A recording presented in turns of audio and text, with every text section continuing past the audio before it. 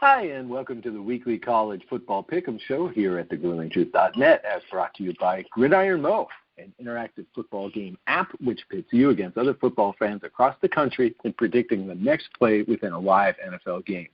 Think you're smarter than the average fan? See for yourself at Gridiron Mo through this website, thegruelingtruth.net, or gridironmo.com. My name is Oz Davis. I'll be the host for this discussion on college football, and tonight it's the National Championship edition of the Pick'em Show. So let's get started. First up, we're once again welcoming Bill Searcy, author, former NFL and USFL player, and most importantly for the purposes of this particular episode, a starter on the national champion University of Alabama-Clemson Tide in 78 and 79. Happy New Year, Bill. How are you? Same to you guys. Happy New Year. I'm doing great, man. Ready for a game next Monday night. I bet you are. All right. Also here is the usual gaggle of grueling truthers. Joining me is Mr. Brian Schmidt, an Ohio State football enthusiast. So Happy New Year, Brian. Yeah, it's happy, all except for that game. I one of those deals where it's kind of like Homer Simpson. You got your Ohio State shirt on, you slowly start backing into the bushes and come back out with like an Alabama or something shirt on. So that's the only way to get rid of that. You're a living gift, Brian. Finally, last but by no means least, the fearless leader of the gruelingtruth.net, Mike Goodpaster. Happy New Year to you, Mike. And what do you got to say for yourself tonight?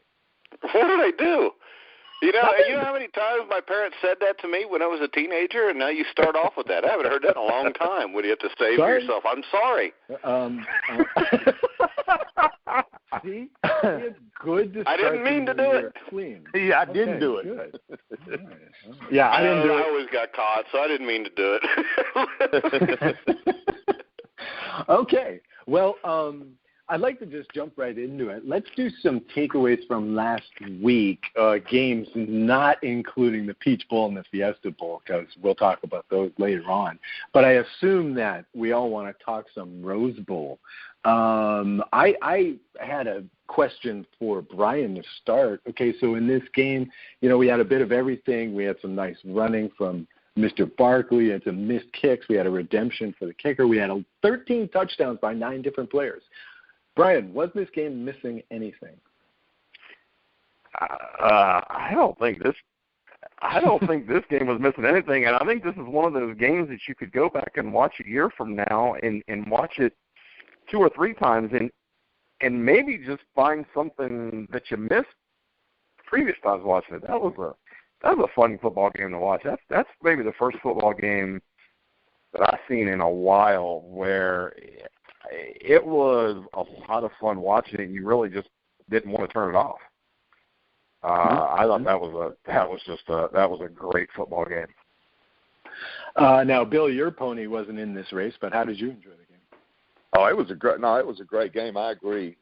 You could just keep on watching that one, and hopefully I'll get a chance to watch it again because I watched almost all of it. Of course, I didn't watch it 100%, so I didn't see the ending, but I saw enough to know that wow. It was 2 teams that I don't think a lot of people gave enough respect to, and no offense to anyone, but man, I tell you what, Penn State sure looks like one of the top 4 teams.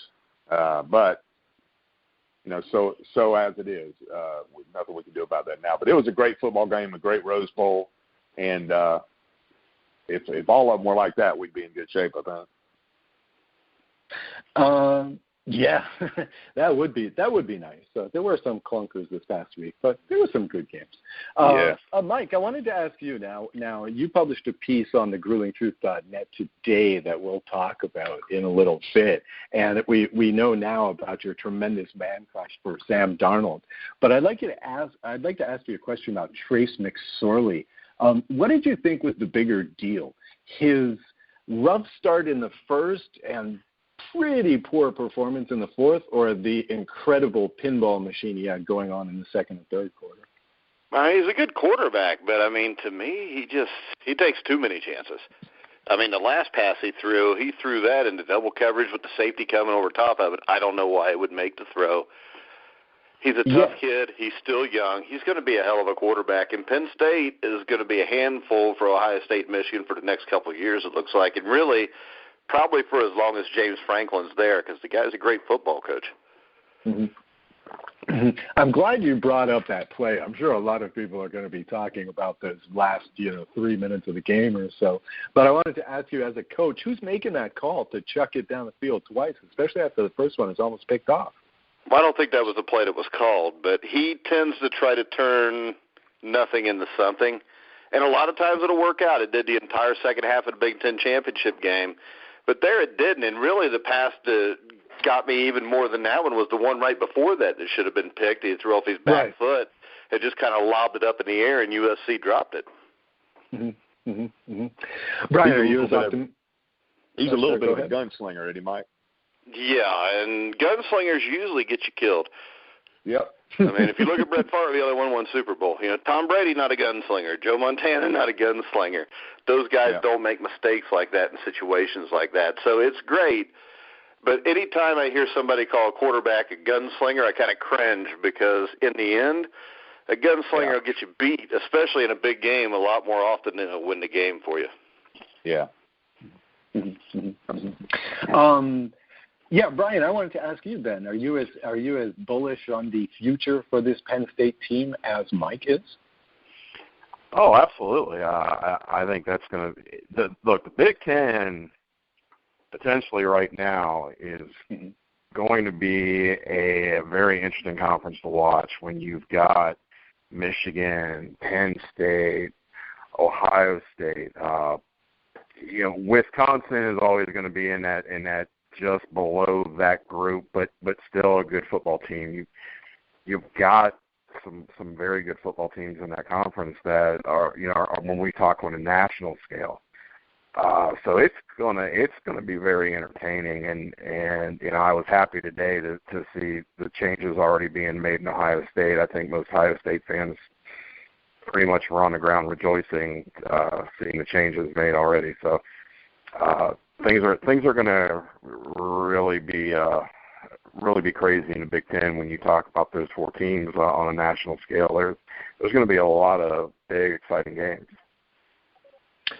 Great. I'm glad you brought this up, because the question of the Big Ten, because Mike's piece today, a very quite an interesting piece entitled 6 Things We Learned from the College Bowl Season, ?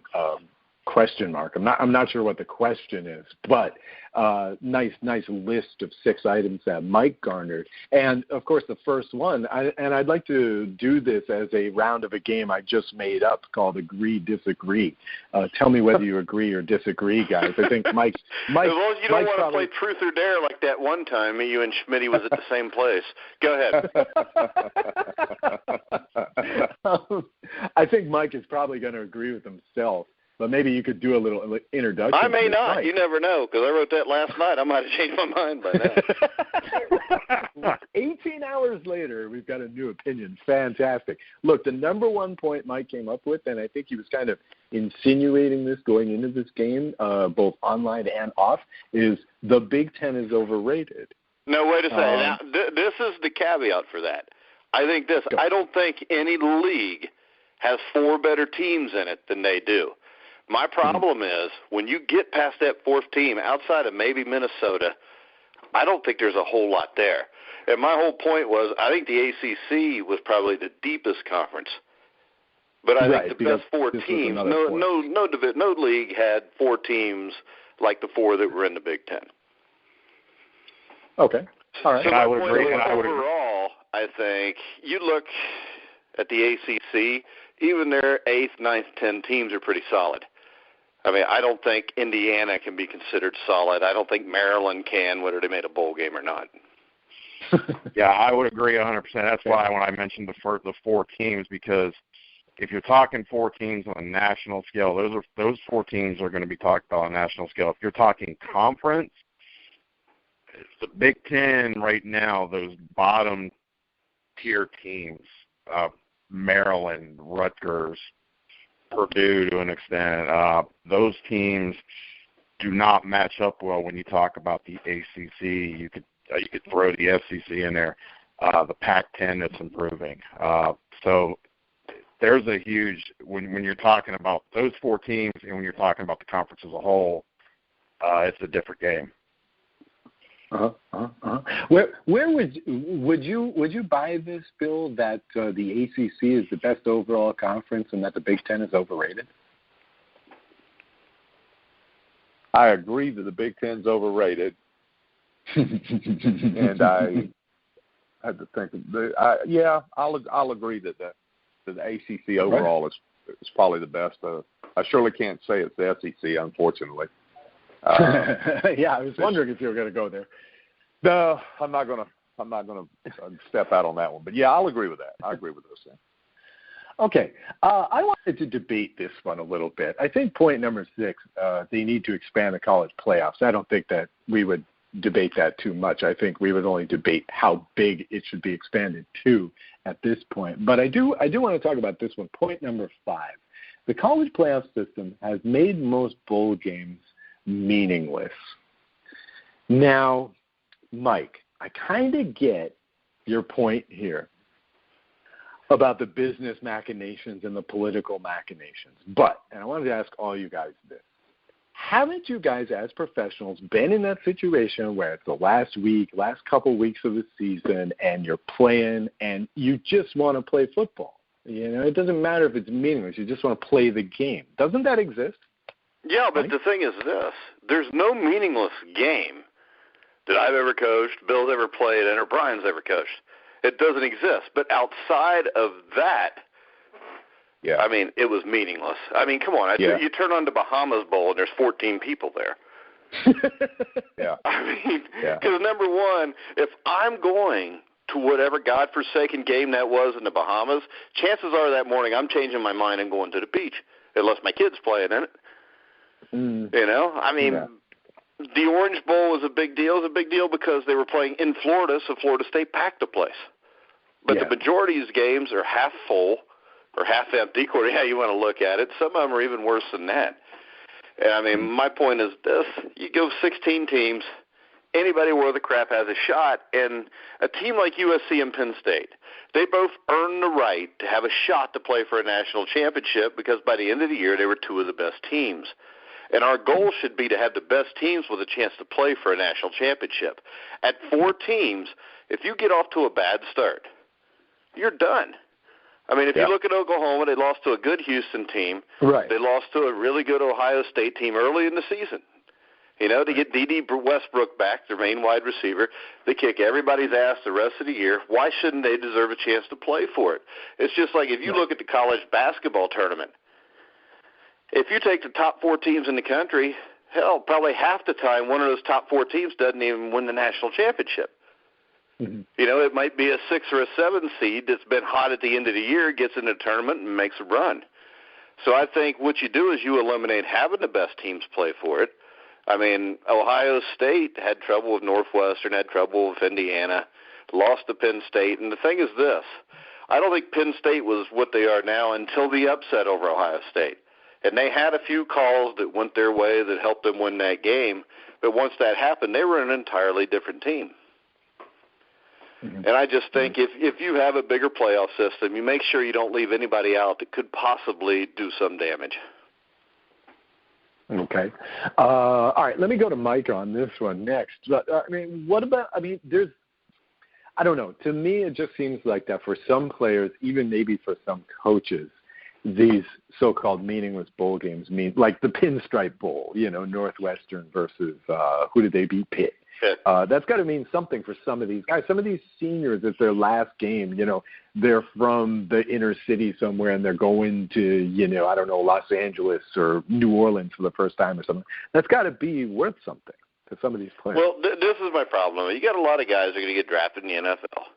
How about this? Since they don't pay them for playing a meaningless exhibition game at Yankee Stadium, why don't the NCAA take out insurance policies for these guys? If they get hurt, they still get paid. I mean, the NCAA treats the players like crap.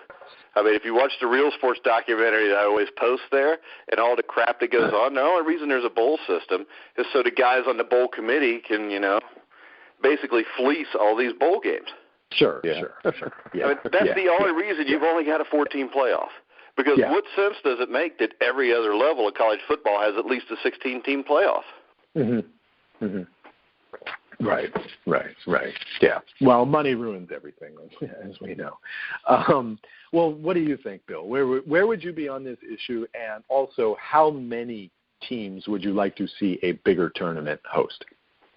Meaningless to – I think some of the bowl games are meaningless to some people, but obviously not the coaches and not the players.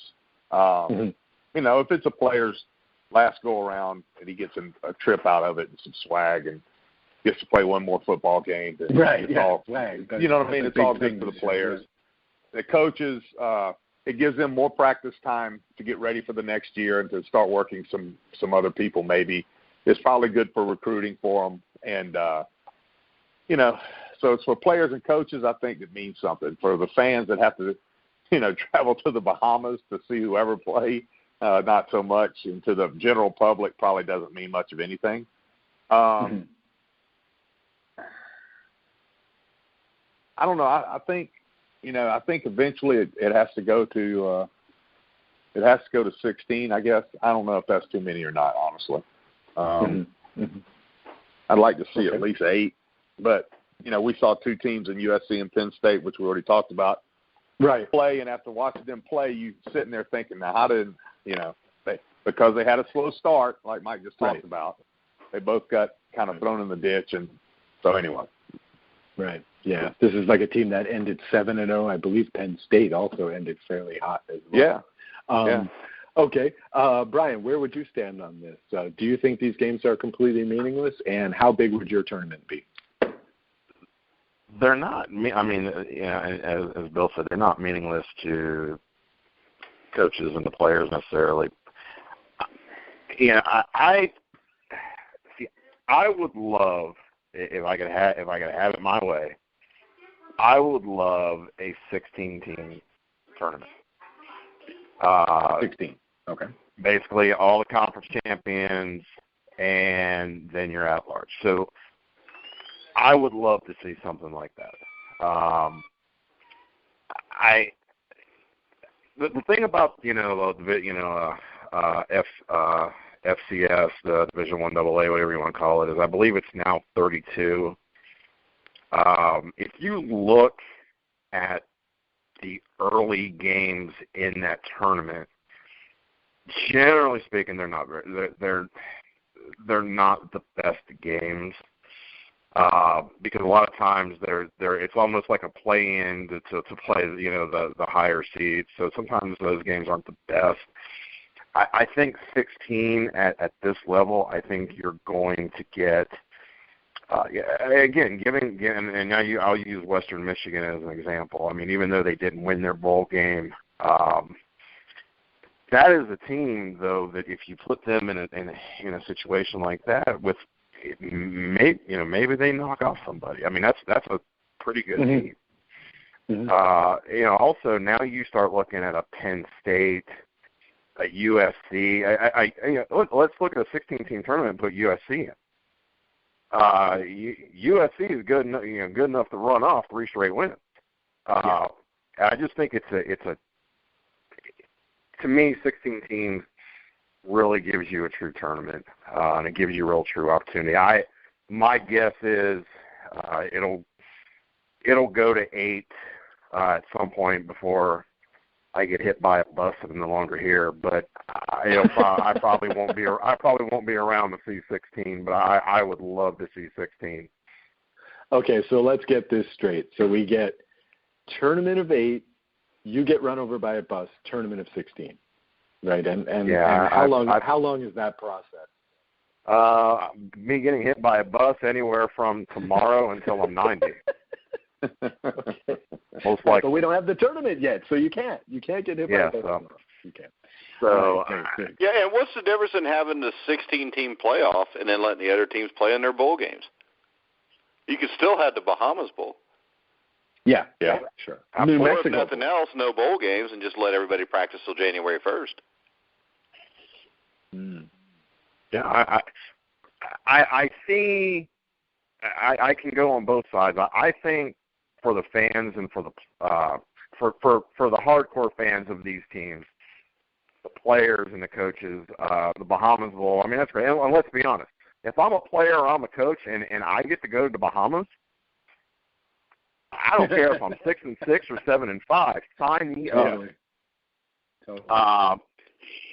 So I don't feel like that is a bad thing at all. I just think that the overall problem is for the average fan, and I think we've all seen it on our Facebook news feeds. We've heard it from people. There was that one day, I believe it was last week, my memory shot, but I think it was last week, where, I mean, every single game, it was 6-6 or worse. Every team that played that day was 6-6 or worse. And that's why they're meaningless, because in this world now, Brian, everybody gets a ribbon, everybody gets a trophy. If you're mediocre, you're rewarded. You shouldn't be rewarded for going 6-6. But my thing is, if you take a 16-team playoff, and again, we don't have to have every single one of these bowls, but now you've got these, Bahamas Bowl, instead of having 2 6-6 teams. What about if they have 2 8-4 teams that mix 16 teams? Okay, granted, that playoff. Well, although that's a lot of bowl games. So 16 teams would be. Hold on a sec. Let's figure this one out. So 16 teams would be 8 plus 4 plus 2. 4 weeks. So 14 games. So 14 different bowls. Yeah, Bahamas Bowl might get in the top 14, but I doubt it. No, but anyway, I doubt it. I just they'd be on the bubble then. So so go on. But I just think to me the 16 teams makes more sense. In my opinion, it makes more sense than doing this whole 2 teams and all this crap that goes on now, or 4 teams and all this that goes on now. Because you got 4 teams, but there are some teams that were not in that Final Four that could definitely make a lot of noise. And USC, I use them as a great example. You put them in the tournament situation of an 18 tournament or 16-team tournament, that's a team that could run the table. I mean, there's some teams. There's some teams. And Oklahoma here at the end of the year, there's some teams we all know. There's some teams that should have the opportunity to play their way into the championship. And that won't get that chance under the current structure. So USC and Penn State being the prime example of that. Okay, well let's move on to the 2 other big games last week. Not much to talk about here because really not much to say, but we'll each get a chance to kick it around a little bit. Let's talk Peach Bowl. All right, should I just go to you first, Bill? Should this even sure, if you'd like. Let me give a brief introduction. I just wanted to say this. For a brief moment, it looked like the plan that Mike and I had envisioned last week was going to come to pass. The plan was score early, score often. Get up to that early lead, and then hope you can hold the lead. Well, they got out to the early lead, but it lasted about one quarter drive, and that was all the but see, my plan was they'd get out, they'd score, and they'd win the game like 10-7 because I thought their defense was good enough to do that, and I think they showed their defense was good enough to do that. Their offense just wasn't up to keeping the ball. Yeah. I gotta say, Bill, one more thing is that wow. I mean, these Alabama guys are fast and big. I mean, these are like NFL players out there, all of them. So anyway, go ahead, Bill. I think I predicted 21-point win, and I wasn't too far off. I was off, but I wasn't too far off. But if I remember back correctly, my whole basis in what I was saying was our defense, and it turned out to even be more true than I thought. Is that our defense is why we were in the game, why we stayed in the game, and why we won the game. And, with the defense scoring, that set things headed in the right direction. And we took advantage of a turnover, whereas Washington, who had taken advantage of turnovers all year long, if I remember correctly, didn't have that opportunity in this particular game. But Washington's defense was a lot better than what I realized, and our offense probably played, I guess, maybe the worst game of the year, in addition to playing a great defense. But that was the best defense Alabama had played all year. Yes, it was. It was by far. I think it was, and our offense played horrible. I don't know exactly why. The play selection was ridiculous. Maybe because Lane Kiffin was thinking about Florida and not the game he was in. I don't know. And if we play like that this coming game, we won't be the champions. Now, Bill, in Lane Kiffin's defense, do you think maybe he's just dreaming about coaching Florida Atlantic in the Bahamas Bowl? Yeah, he's probably. No, well, I'm not going to say what I was getting ready to say. Yes, you're probably right. That's what he's dreaming about something in Florida. Probably not football, but anyway. Sorry. Go ahead, Bill. Go ahead. No, he was just obviously distracted, and we get two calls, so we can't get plays in on time. I mean, and Coach Saban's yelling and screaming and snap the ball, and we can't get plays in, and we're just doing silly rookie mistakes in a championship game, which is not typical. So, but anyway, we were lucky enough to win the game and have an opportunity to play this coming week. So I just have to be happy with that for now. Okay, I'm going to send this question around, but I'll start with you, Bill. What individual performances impressed you in this game? Bo Scarborough for Alabama. Yeah. A guy that Alabama fans are very familiar with was a 5-star recruit coming out of high school, was going to be our next Heisman candidate, and has just had a lot of injury problems and off and on some knee problems. Also, not pretty publicly known that was having a hard time. I think just a little bit slow in picking up the playbook, but it appears now that he's doing a lot better in that regard. And big, strong, fast beast of a running back who could run over you or run around you, and very much Derrick Henry-like. If they will hand the ball to Bo 30, 35 times next week, it'll give us a much better opportunity to win the game. But I would say Bo Scarborough I was impressed with. And then the whole defense, which was no surprise to me. They've done it pretty much every week this year. They'll do it again this coming week. They'll play a big game and have some big, huge plays. But you said it a while ago. They're big. They're just big NFL-type bodies, but super fast and super aggressive. They play very angry. Yeah. Okay. I'll go to you, Brian. Who impressed you the most? Obviously going to be Bo. I mean, his average yards per carry was insane. But to me, it's third down. You're at backed up 2-yard line, and I can even remember as we're watching the game, I can even remember saying, Washington gets a stop here. Alabama has to punt. They finally have flipped field position that maybe they can do something. And at that point, if Washington gets the ball, kicks a field goal, it puts them in a position in their minds to go, hey, we're right here. Here it is. Rips off that run. I believe then Alabama throws a pass, gets a completion, but pretty much of that 98 yards, 80 of it was all him, and that was impressive. He was a stud, and honestly, the ball should have been in his hands way more than it was.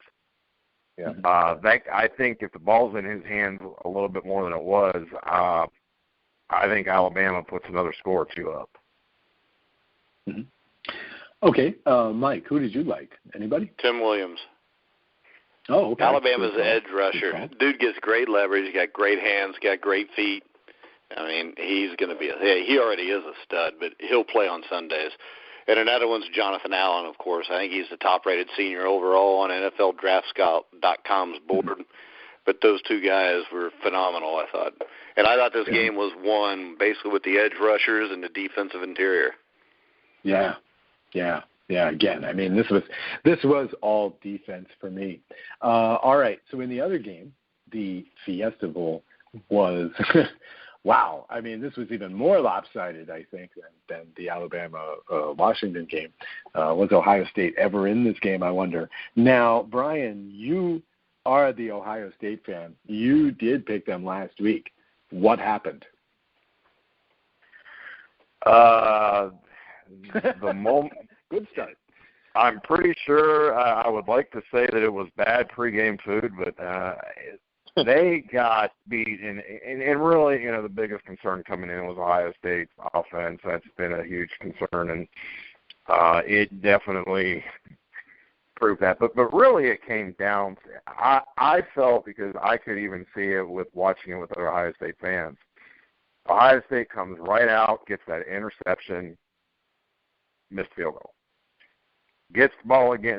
That second missed field goal, you almost could feel the air just completely go out. And once that happened, it was Clemson just put it on, because there's a difference in a mindset when you could go into the half even down 17-6 as opposed to 17-0, because those two missed field goals were the air. And then, after that, it was a complete beatdown. And Clemson, as impressed as I was with Clemson going into this game, I came out of it to where I really think that this Alabama-Clemson game is going to be a great game. I just think Clemson, if they can play like that, it's going to be a great game.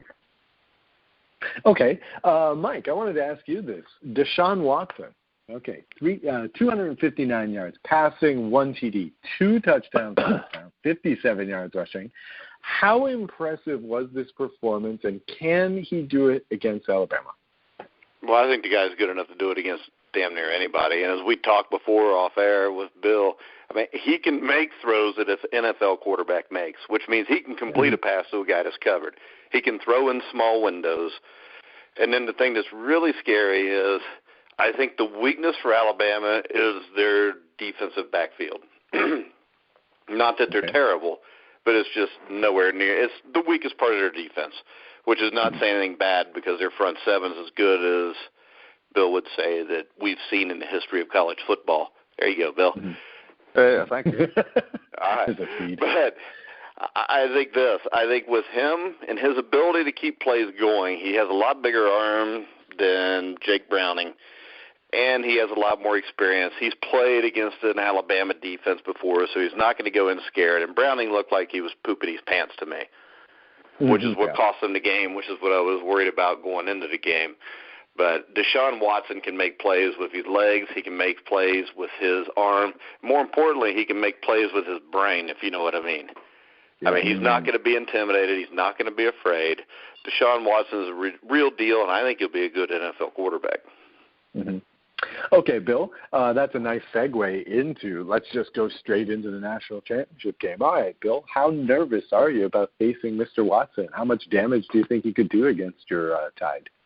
Well, just think back to last year, and we've already got a little bit of work behind us to look at, and he scored a lot of points. He threw for a lot of yards and ran for a lot last year. So he's been on this stage before against the same team. Now, the defense he played against last year was a great defense, but I still say not as good or not as fast as the one this year. But Mike made a good point just a minute ago in that, and I agree with him, that our secondary is the weakest spot on the defense, because our secondary is very lucky in that in most of the games this year, our front seven guys have put so much pressure on people that they've not had to defend against too many well-thrown balls. Because the quarterback's always on the run or falling to his back or getting hit. And so, but against Watson, he's proven that he can throw the ball against us, and it's going to test him. And my problem is even when we cover him tight, he can throw the ball where you can't defend it. And if he gets hot, and he's got enough confidence, if he gets hot, he's gonna start slinging that thing. And I think the only way to beat Alabama is to throw the ball 75% of the time is the only way to beat them. But, you know, if you can get enough time to throw the ball, that's the problem. Nobody's been able to protect their quarterback long enough to do that.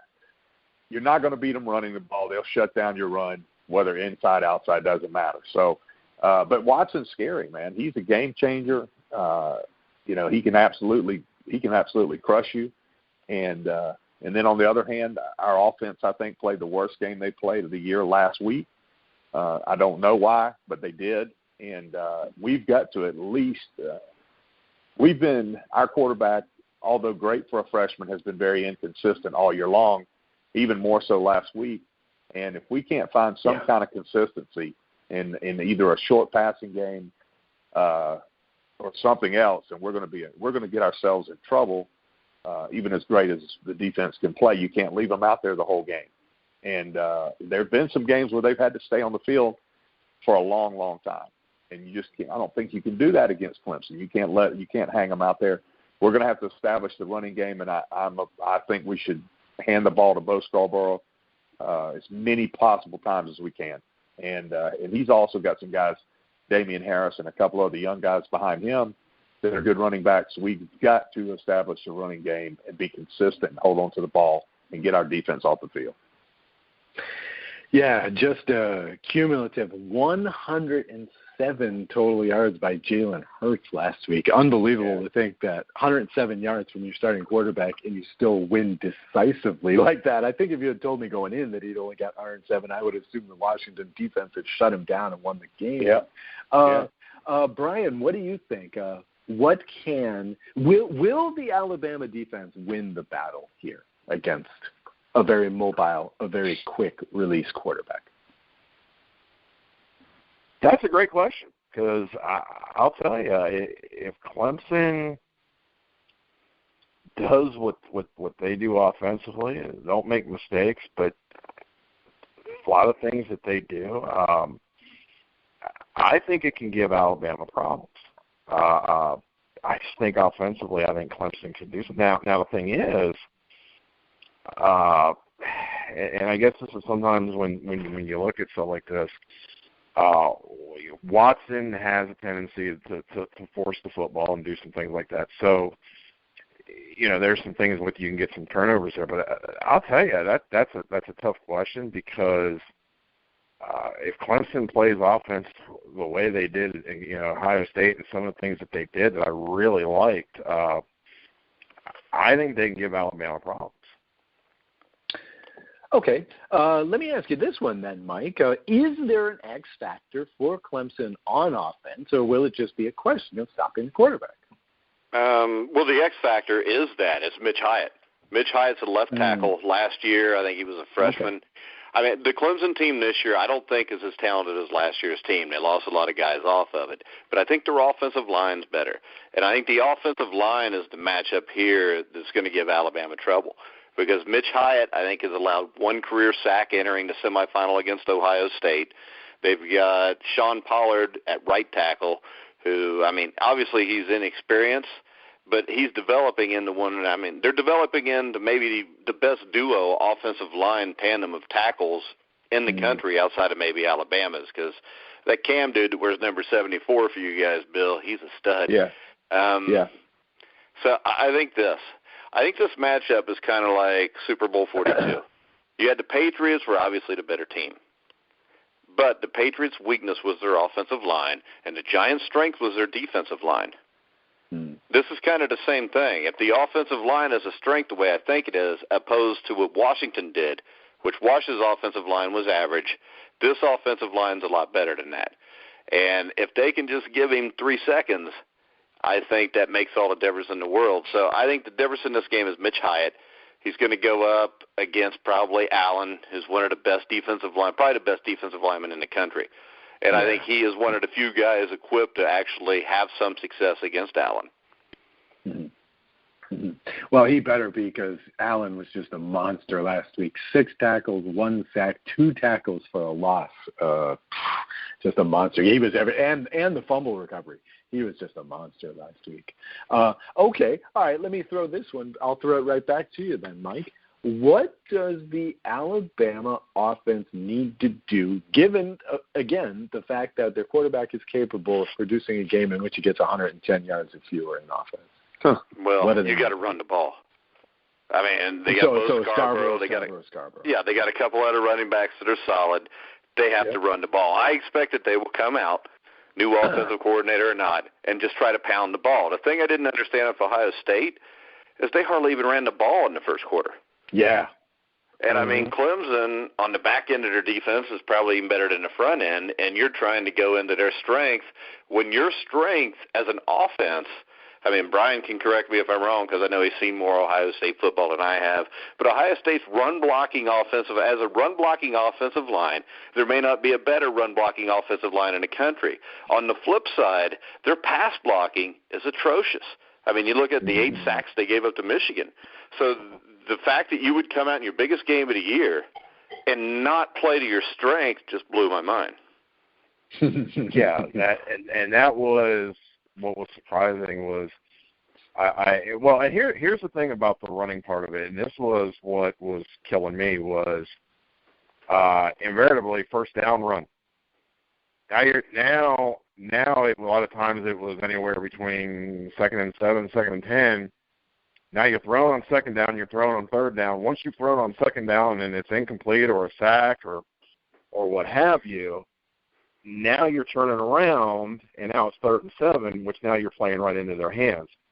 And the second thing to go with that was, and the thing that just had me losing my mind was how many times when they would get a first down did they immediately line up in pretty much almost the same formation and try to run a jet sweep. That I think maybe out of the 77 times they ran it, maybe worked once. And I mean it was to a point where the play calling was so bad that it was hard to watch without being extremely frustrated, because as a play caller, when you are doing some of the things they're doing, it just, you know what, this hasn't worked the first 27 times you tried it. Try something else. And the jet sweeps is a play, Brian, that if you don't run it successfully the first few times you run it, you might as well quit running it. Yep. And that's exactly it. And how many times was it 1st and 10, they run a jet sweep, and it was 2nd and 16? Yeah, I mean, Clemson to me is a team you want to attack between the tackles when you run the ball anyways, because they have a lot of lateral speed. Yep. So now it's 2nd and 13, 2nd and 16. Well, what do you got to do? You got to throw, you're going to throw the football. So now it becomes 3rd and 13, 3rd and 10, 3rd and 7. You're playing right in their hands. It was that way the whole game, and it just absolutely got it got crazy. I mean, there was never. It was funny that it took them to be down. Oh, I don't know if it was 31-0 or what the score was, but it was the score. All of a sudden, they took 2 shots, back-to-back shots downfield, and got pass interference on both of them. And it was the first time the whole game that they, A, went down the field, and B, went down the field on first down. And the immediate thought was, why was this not part of the equation back when it was 0-0? So the play calling in that game was just beyond atrocious. It was horrible. But that the game plan of running the ball on first down and running jet sweep a lot on first down played exactly into their hands to now you're 2nd and 16, 2nd and 10. You're not going to beat Clemson when they are put in the position of knowing that you're going to throw the football, because they get good pressure and they've got a great back end. And I thought Clemson did a great job of going against the grain early. This has been a team that has been a pressure man team, and they confused Ohio State because we saw zone blitzes, which is something that Clemson's not done a lot of all year. They generally have been a man blitz team, and early on we saw zone. We also saw where they're showing blitz and dropping. We also saw some zone blitz, which is something that confused Ohio State in a big-time way. Yeah, but here's the thing. You guys both bring up good points, and I'm wondering if Bill is starting to get a little nervous here because we know that Clemson has a secondary that's stacked with All-Americans. Okay, we know that. But also in this game, now granted, the Ohio State game plan was highly predictable, especially in the first half. But seriously, they ended up with, I believe, 10 tackles for a loss. That was more than Alabama got. And Alabama seemed to always be behind the offensive line in that game. So they know how to stop the run as well. So here you go, Bill. You know, you've got your quarterback who took 14 attempts in the last game passing. You're going to have to, it seems to me, the plan is Scarborough, heavy diet of running.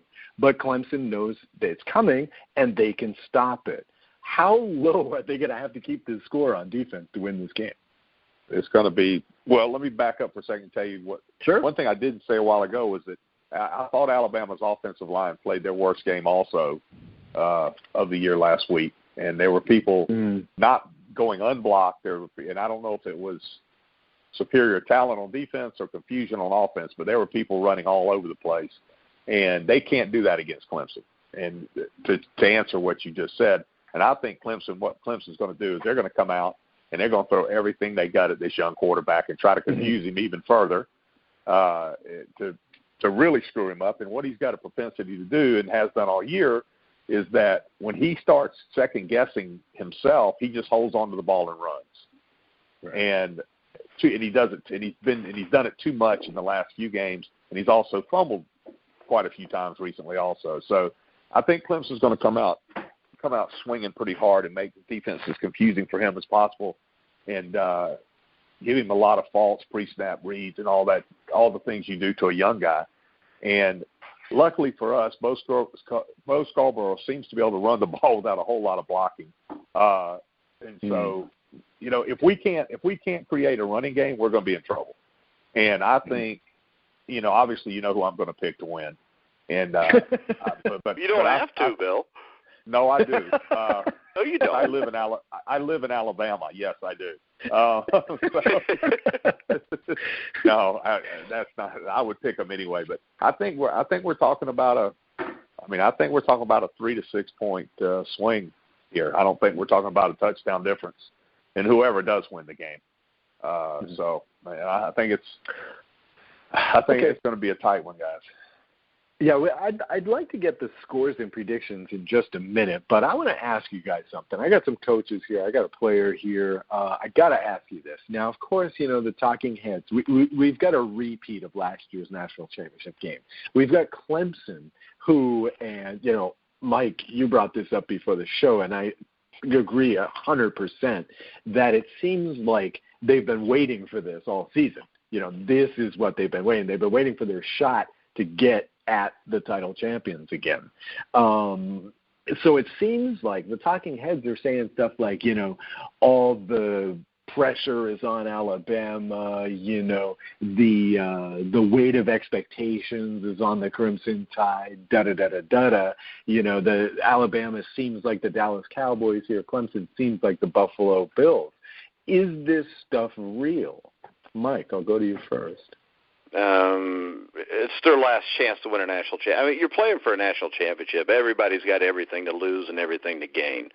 I mean, that's just public perception. I mean, if you're a Clemson player or you're Dabo Swinney, you expect to win this game.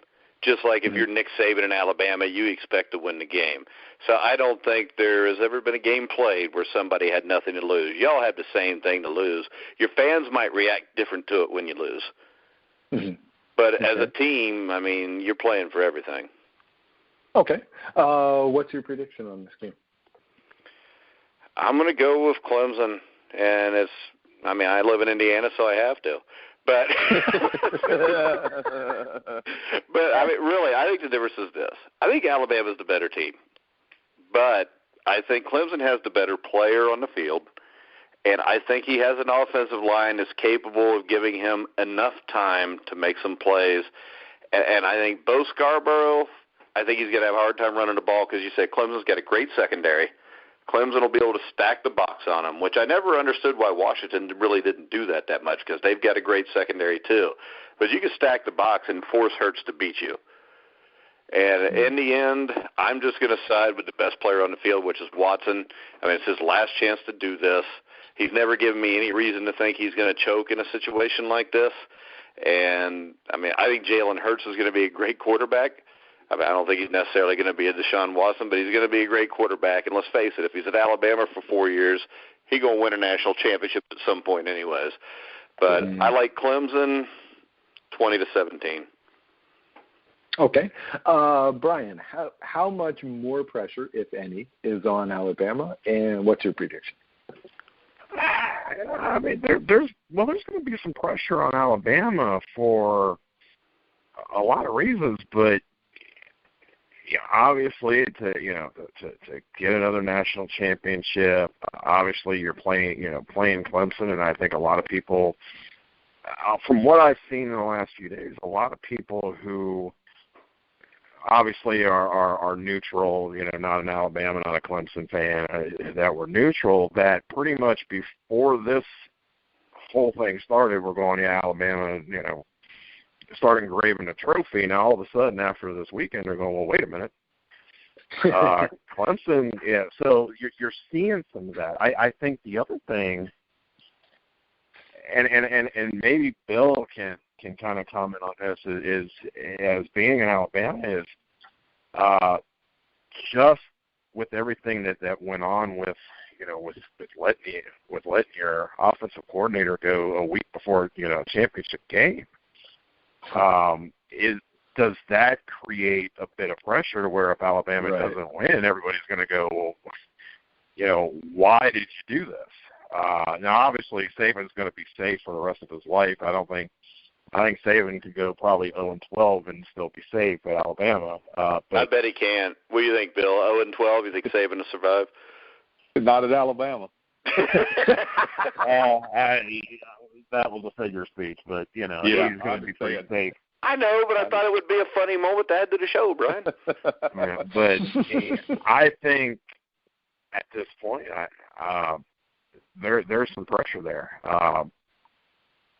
I still, and man, I was kind of hoping that I was going to be the last one on this one because I'm going back and forth. I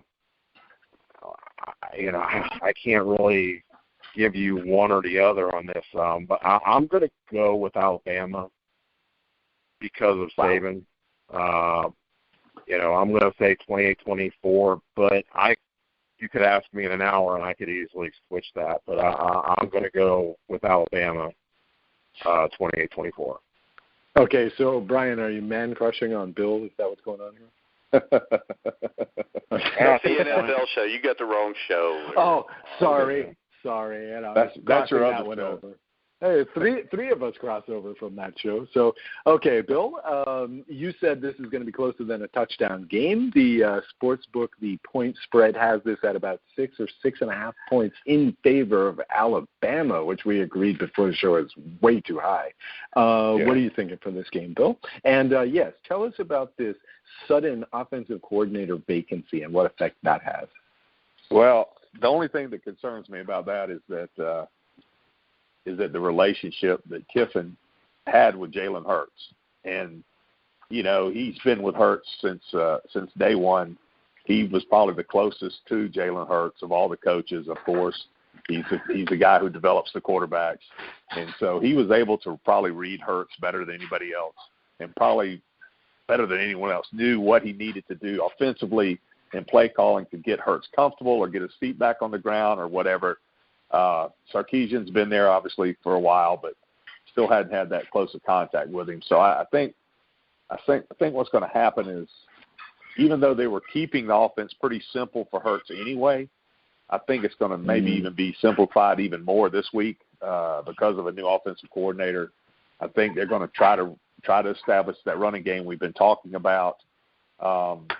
And keep it simple for the young man and not put any more pressure on him than's already on him being the starting quarterback at Alabama. There's always pressure at Alabama to win no matter what game it is. But this is the national championship, so this is even more so than usual. They really want to repeat badly, just as bad as Clemson wants it. And so I'm picking, obviously, Alabama and a score of 17-14. Yeah, that's it, 17-14. Yeah, so they are going to have to keep it down. Yep. Okay, great. All right. Well, I think that Alabama is capable of scoring at least 3 touchdowns, even with a simplified game plan and a perhaps predictable running game. But, I think Clemson's going to win. I'm sticking with Clemson, so I'm going with damn it, now I'm wrong. No, you were right on Clemson last week, and I took them.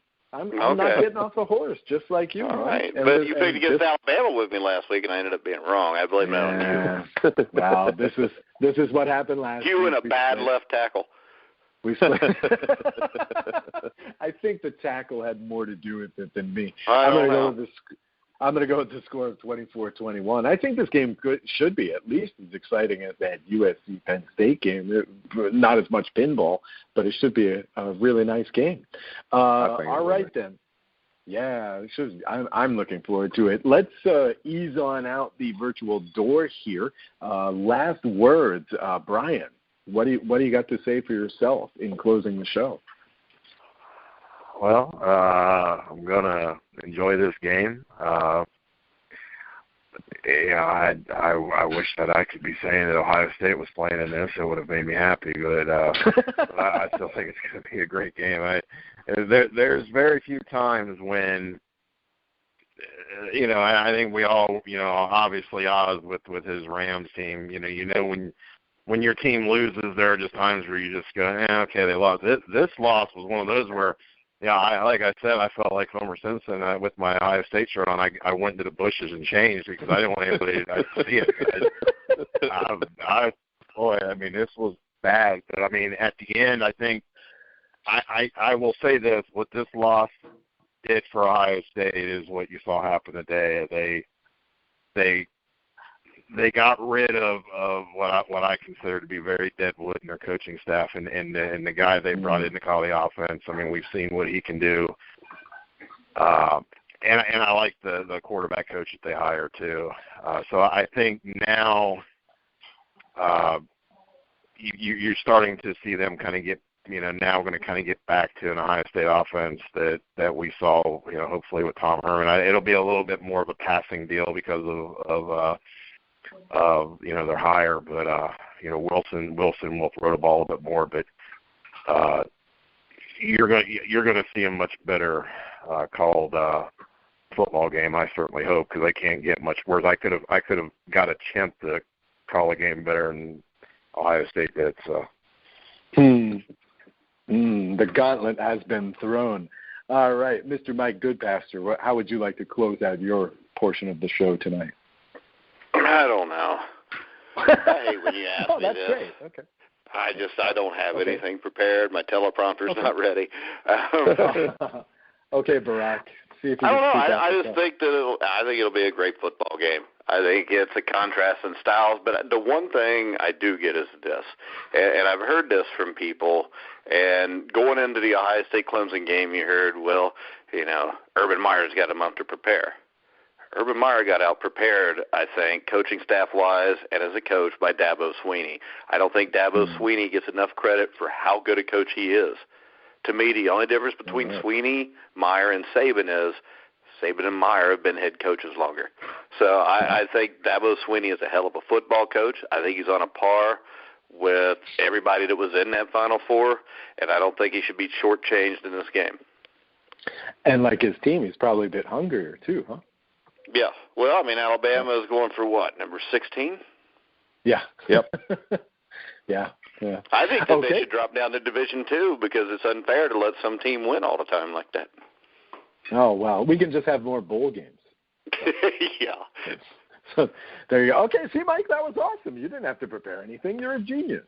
That's all. Oh, God, will you quit kissing my ass and go to Bill? And you need to bring Bill's book up, too, High Tide, because it's still it's the best book I read all last year.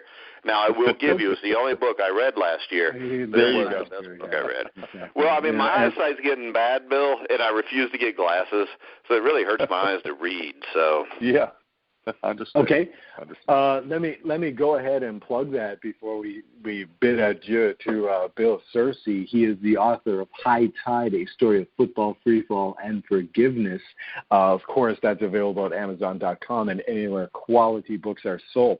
Bill, I'm going to come out and admit that I haven't read this yet, but that was my New Year's resolution for 2017, is that I'm going to read your book.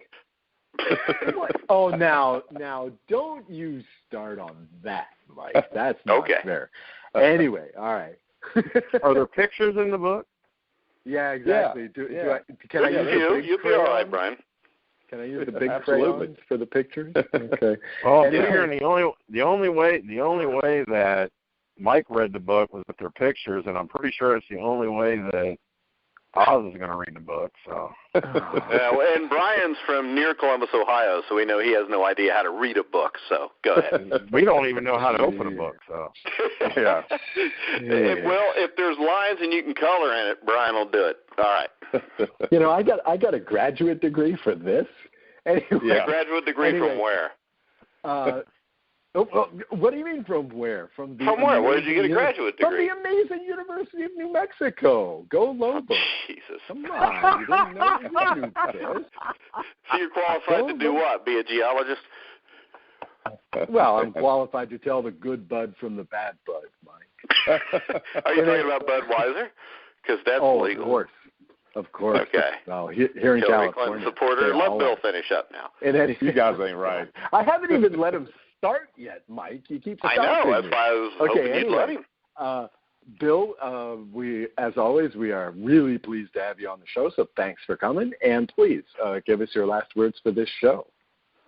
All right, guys, I appreciate the opportunity to be with you. I think we're looking at a great national championship game with two of the best, if not two of the best. I know at least one of the teams are the best teams in the country, the one from Alabama. And two great coaches. I think Dabo Swinney is underrated and doesn't get as much credit as he should. I know he'll have his team ready. I know Coach Saban will. It's going to be a low-scoring affair, and I think it's going to be a great game to watch and roll Tide. So we're going to come back and review the game next Tuesday, Bill? Sure, if y'all want to. All right. Yeah. I know Oz wants to. He's got nothing else to do. Yeah, I have no life. I have no life outside of the Lakers once this ends. Oh, my God. You have no life outside of the Lakers? Go ahead. Yeah, so in other words, very little life at all. In any case, that will be it. Let's end the madness for the weekly college football pick'em show here at thegrillandtruth.net, as brought to you by Gridiron Mo. For my co-host, Mike Goodpaster, Brian Schmidt, and our very special recurring guest, Bill Searcy, I'm Oz Davis. We are out of here. Enjoy the title game, and we'll talk to you next week.